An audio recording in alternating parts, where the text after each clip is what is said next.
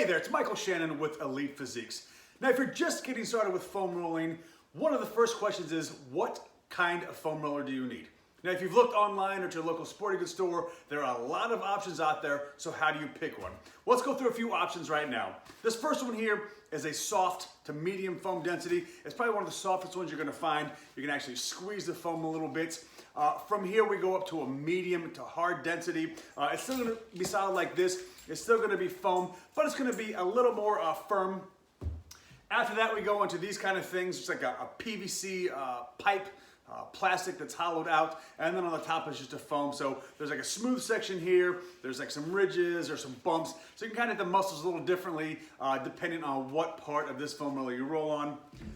After that, we've got this guy. This is like extremely hard, and this one actually even vibrates as well, so when you're rolling on it, it's really gonna massage those muscles and get deep into the muscles.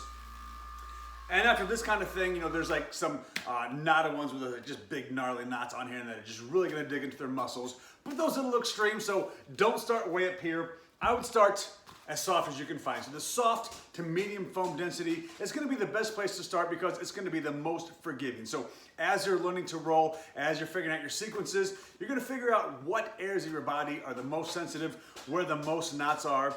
And this soft to medium foam density is going to allow you to kind of work that area a little bit longer. It's not going to be quite as uncomfortable for you, and it's going to be a nice place to start. If you start with something like this, it may be a little too intense. You may want to back off. You may want to stop because it hurts a little too much. So start as soft as you think you can.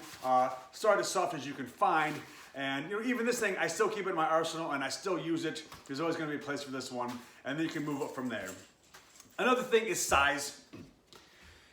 This little guy right here, it's maybe 8 inches wide, and it's pretty convenient. You can take it with you, you can pack it on your backpack, you can put it in your suitcase, but it's not the most versatile roller that's out there. You can't necessarily lay on it and hit your entire back.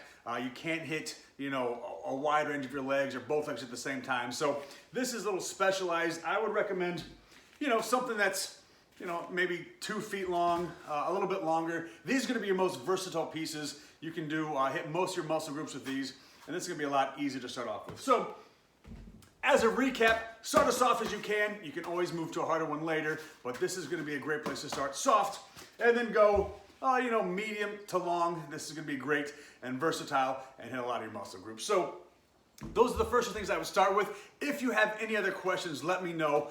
We can definitely get in touch and we can figure out the best foam roller for you to get started and make sure they're getting rolled properly.